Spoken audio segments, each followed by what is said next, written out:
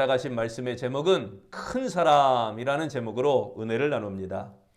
여러분, 큰 사람과 작은 사람의 기준은 무엇일까요? 키가 크고 작은 사람일까? 아니면 덩치가 크고 작은 사람일까? 종교개혁자 마틴 루터는 나는 기적을 행하는 사람이 되기보다는 순종하는 사람이 되고 싶다라는 말을 남겼습니다. 신앙생활을 잘하느냐 못하느냐를 가늠하는 것도 하나님의 말씀에 순종하느냐 순종하지 않느냐 이거에 달려있는 것입니다.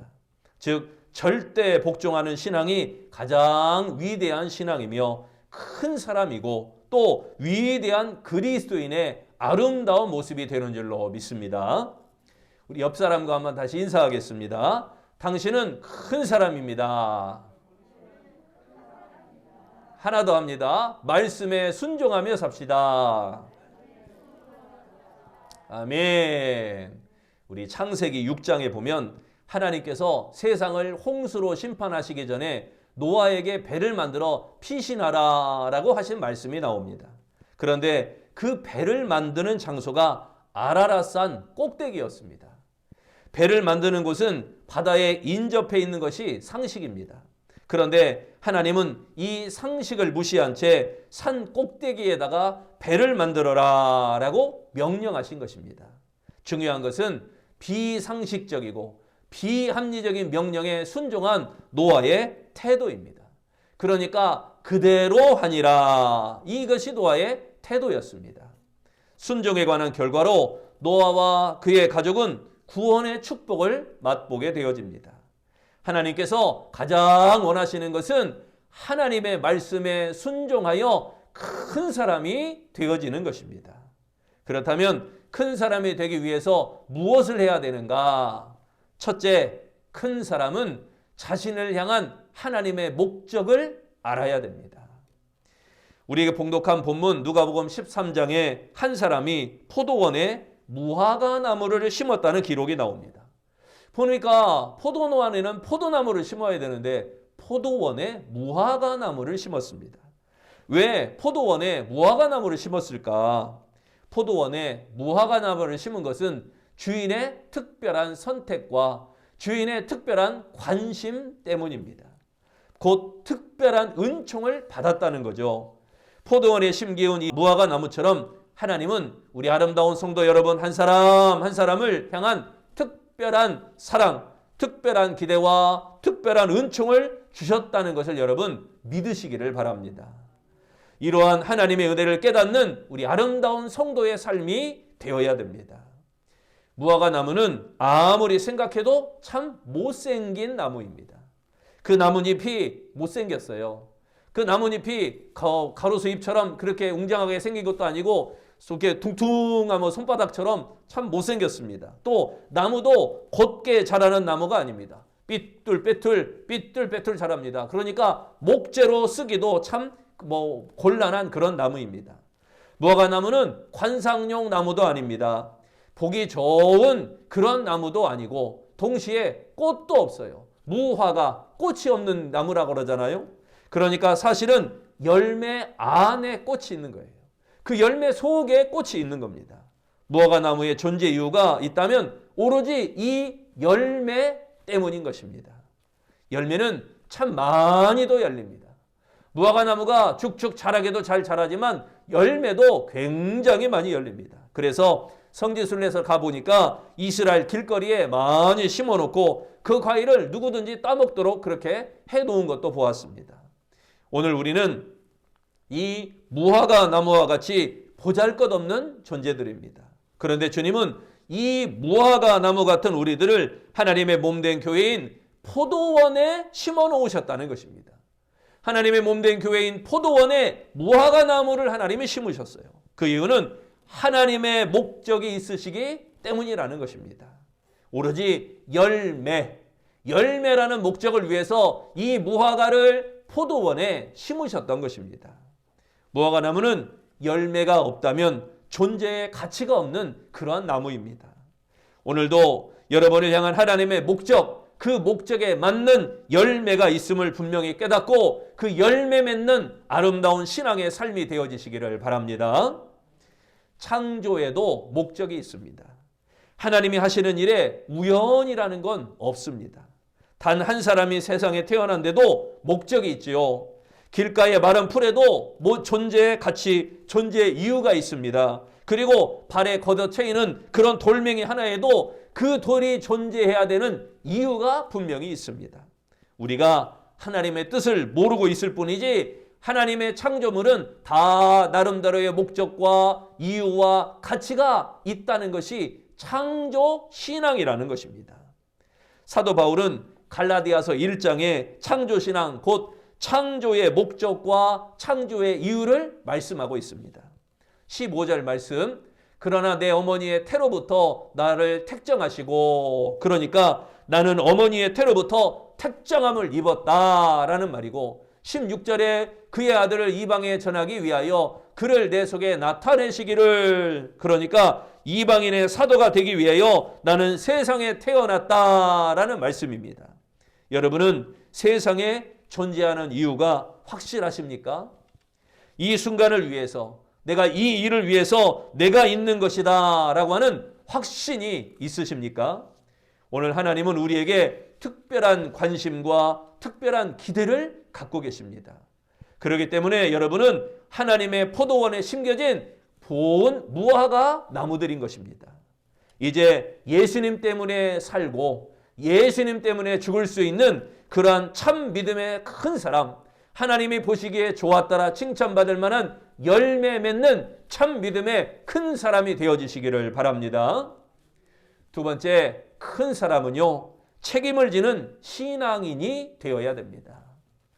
우리가 봉독한 본문에 보면은 주인이 열매 없는 무화과 나무를 찍어버려라 라고 하니까 과수원지기가 나타납니다. 그래서 과수원지기가 하는 말이, 주인님 금년에 그대로 드십시오. 내가 두루 파고 거름을 주겠습니다. 이렇게 대답을 하는 것입니다. 여기서 우리는 책임을 지는 신앙 하나를 보게 됩니다. 스티븐 코비가 쓴 성공하는 사람들의 7가지 습관이라는 책이 있습니다. 이 책에서 7가지 성공하는 사람들의 습관을 말하는데 가장 첫째가 뭐냐? 주도성입니다. 성공하는 사람들은 제일 먼저 주도성이 있다. 이건 무슨 말이냐? 내가 책임진다라는 뜻입니다. 남을 탓하지 않고 내 책임으로 알고 내가 하고 싶어 한 일이다 라고 하는 이 말을 하는 겁니다.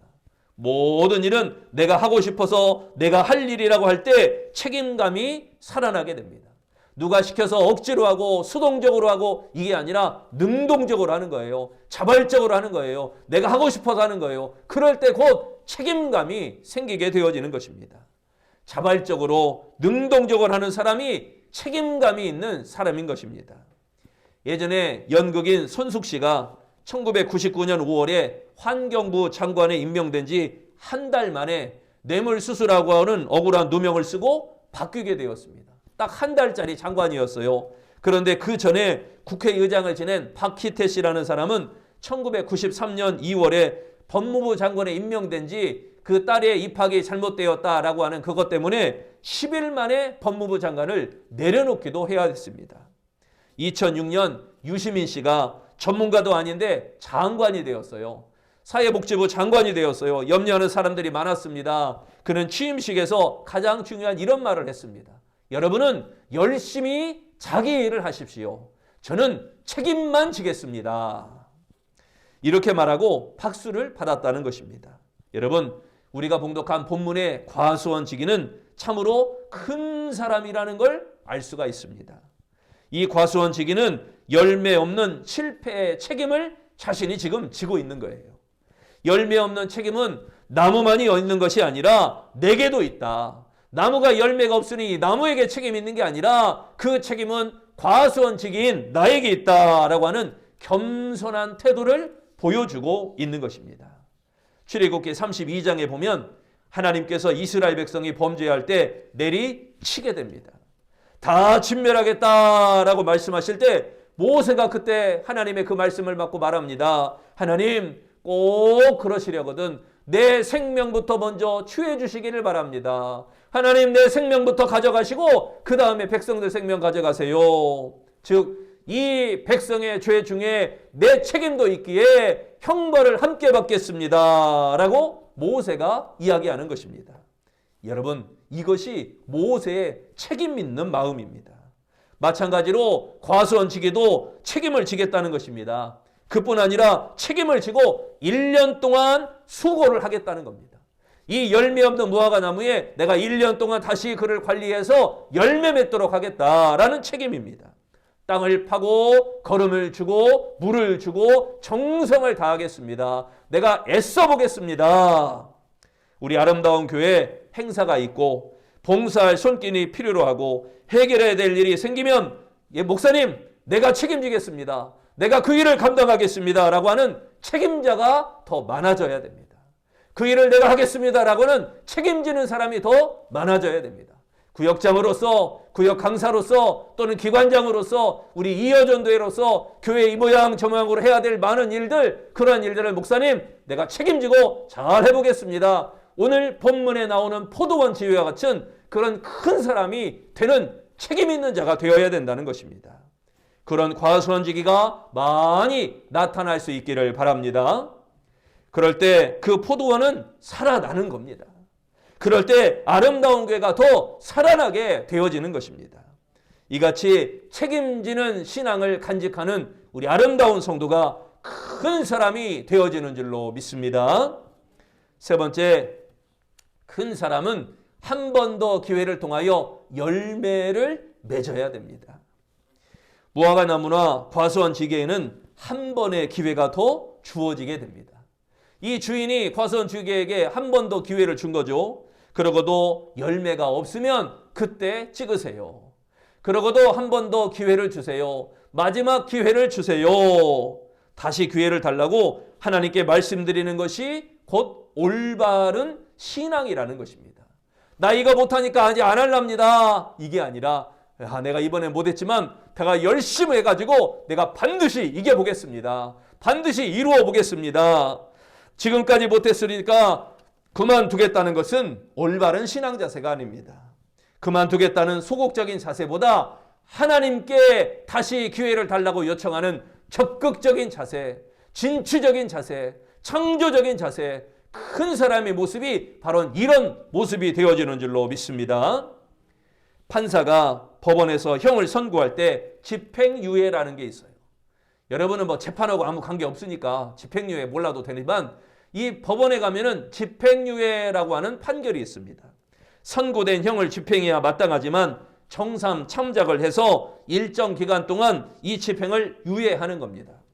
그 기간에 만약에 죄를 범하지 아니하면 형의 선고가 없었던 것으로 하겠다라고 끝나게 되어지는 겁니다. 그러나 그 기간 안에 집행유예 기간 안에 죄를 지으면 오히려 가중처벌을 받게 되는 것이 바로 집행유예라고 하는 제도입니다. 내게 다시 한 번에 주어지는 기회는 큰 축복의 복음입니다. 선지자 요나를 생각해 보세요. 요나는 회개함으로 제2의 기회를 놓치지 않고 다시금 니느웨 성으로 돌며 회개를 외쳐 버림받지 않는 자가 되었습니다. 만일 우리가 하나님으로부터 유예받은 이 무화과 나무와 같은 제2의 좋은 삶의 기회, 우리에게는 위기가 지나갔어요. 코로나라고 하는 위기가 지나갔어요. 이제는 다시금 우리에게 제2의 좋은 삶의 기회가 주어진 겁니다. 이것을 저버리고 거절한다면, 그렇게 살아간다면 하나님께서 나를 버리시는 것이 아니라 내가 스스로 하나님을 저버리는 무서운 결과를 가져오게 되어지는 것입니다. 포도원 주인은 3년을 기다렸습니다. 열매가 없었어요. 그래, 1년 더 있자. 또 열매가 없어요. 1년을 기다렸어요. 3년간을 기다렸습니다. 열매 없는 것을 알고도 1년, 2년, 3년을 기다렸어요. 그 기다림이란 하나님의 기다림, 하나님의 인내하심을 말씀하고 있는 것입니다. 즉 열매 맺기를 기다리고 있었다라는 뜻이죠. 하나님은 지금도 우리에게 열매 맺기를 기다리고 계십니다. 이 3년이 지난 다음에 주인은 말씀합니다. 어찌하여 땅만 버리느냐? 이 나무를 찍어버려라. 여러분, 이것이 하나님의 심판입니다. 이제 하나님 앞에서 자신을 깨닫고 주어진 마지막 기회, 제2의 기회를, 이 열매를 맺는 아름다운 신앙이 되어야 할 줄로 믿습니다. 우리 기독교는 열매 맺는 종교입니다. 그래서 갈라디아서에서도 우리에게 성령의 열매를 맺으라 그래요. 사랑과 희락과 화평과 오래 참음과 자비 양성 온유 충성 절제 성령의 열매 맺으라고 말씀합니다. 우리는 하나님께서 우리의 삶 가운데 열매를 찾으실 때 열매를 내놓지 못하는 그런 기독교인이 되어서는 안 될 것입니다. 심판은 열매를 맺지 못하는 나무를 찍어버리는 것이 심판입니다. 여러분은 찍어내야 될 나무가 아니라 풍성한 열매를 맺는 존귀한 나무, 넉넉하고 풍성하고 윤택한 나무가 되시기를 바랍니다. 하나님께서 허락하신 한 번의 더 기회를 통하여 열매를 맺어 칭찬받는 아름답고 복된 큰 나무, 큰 사람들이 다 되어지시기를 축원합니다. 미국의 대도시 뉴욕이죠. 미국의 대도시 뉴욕에는 라과디아라고 하는 공항이 있습니다. 판사 일화로 유명하고 뉴욕 시장을 3번이나 역임한 피어렐로 헨리 라과디아라고 하는 이 시장의 이름을 따서 지은 공항이 이 라과디아 공항이라는 것입니다. 1935년 1월 추운 날 밤에 이 라과디아 시장이 뉴욕시의 가장 가난한 지역의 야간 법원에 나타났습니다. 그는 그날 저녁 담당 판사석에 앉게 되었습니다. 잠시 후 누더기 차림의 할머니가 빵 한 덩어리를 훔친 혐의로 그 판사 앞에 서게 되었습니다.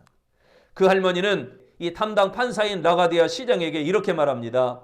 딸은 병들었고 사위는 집을 나갔고 두 손녀딸은 굶고 있습니다. 그러나 빵을 도둑 맞은 가게 주인은 자기가 고소한 것을 절대 취하지 않는다는 거예요. 그러면서 빵가게 주인은 오히려 다그쳐서 말을 합니다. 라과디아 시장에게, 지금 앉아있는 판사에게 다그쳐서 말합니다. 시장님, 여기는 매우 나쁜 동네입니다. 이 지역 사람들에게 교훈이 되도록 저 여자 처벌해야 됩니다. 아주 강렬하게 얘기하는 겁니다. 라과디아 시장은 한숨을 짓더니 그 할머니를 향해서 이렇게 말하는 겁니다. 본인은 당신을 처벌해야겠습니다. 법에는 예외가 없습니다. 10달러 벌금이나 10일 구류형을 내립니다. 그러나 이 라과디아 시장은 형을 선고하면서 벌써 그의 주머니에서 손을 넣어 지폐 한 장을 꺼내려고 하는 그런 순간이었습니다. 그러더니 그의 중절모에다가 딱 넣으면서 이런 말을 하는 겁니다. 여기 내가 내는 10달러가 있습니다. 그리고 나는 본 법정에 있는 모든 사람에게 50센트씩의 벌금을 부과하겠습니다. 왜냐하면 손녀딸이 굶지 않게 하려고 한 사람이 빵을 훔쳐야만 하는 그런 동네에 여러분은 살고 있는 것입니다. 노인이 배가 고파서 빵을 훔친 것은 이웃을 내 몸처럼 사랑치 못한 우리의 잘못도 있습니다. 서기는 벌금을 거두어 피고에게 다 주도록 하시오. 다음 날 뉴욕시의 많은 신문들에서 이 기사가 쏟아져 나옵니다. 손녀를 굶기지 않으려고 빵 한 덩어리를 훔쳤던 할머니에게 47달러 50센트가 건네졌다. 이러한 기사가 뉴욕시의 신문으로 쫙 깔리게 되었습니다. 그 돈 중에 빵가게 주인이 낸 50센트도 들어있습니다. 그리고 당일 법원에 있었던 약 70여 명의 자질구레한 범죄자들, 교통법규를 위반한 사람들, 법정에 있었던 뉴욕 경찰들까지도 이들 모두가 벌금 아닌 벌금을 50센트씩 냈으며 모두 일어나 시장에게 기립박수를 보냈다고 합니다. 이 소문이 널리 퍼져서 라과디아는 나중에 뉴욕 시장에 다시금 재선되었다고 합니다. 그가 시장을 연임하면서 뉴욕시는 크게 발전하였습니다. 그를 기념해 뉴욕에 라과디아라고 하는 공항이 생기게 되었던 것입니다. 이런 라과디아가 여러분 진정 큰 사람 아니겠습니까? 그는 하나님의 공의와 하나님의 사랑을 실천한 사람입니다. 죄는 반드시 바라는 것이 하나님의 공의입니다. 그리고 죄값을 대신 치른 것은 하나님의 사랑이었습니다. 하나님은 분명 죄를 미워하십니다.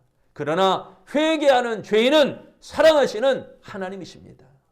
사랑하는 성도 여러분, 참된 그리스도인은 그리스도를 닮지 못한 자신을 밝히 깨닫고 자신을 회개하며 열매 맺는 삶이 되도록 힘쓰는 자들이 바로 참된 그리스도인이요 큰 사람이 되어지는 것입니다. 그러므로 우리는 큰 사람으로서 자신을 향한 하나님의 목적을 알아야 될 것입니다. 그리고 큰 사람으로서 책임을 지는 그러한 신앙인이 되어야 할 것입니다. 그리고 큰 사람으로서 한 번 더 기회를 통하여 열매를 맺어야 할 것입니다. 그리하여 열매를 찾으시는 하나님께서 이리 봐도 저리 봐도 앞으로 봐도 뒤로 봐도 우리에게 열매를 허락받을 수 있는, 우리가 하나님 앞에 열매를 내어놓을 수 있는 그런 하나님의 사람, 즉 큰 사람, 하나님의 복 있는 사람들이 다 되어지는 우리 복된 이여전도회, 우리 아름다운 모든 성도들이 다 되어지시기를 축원합니다.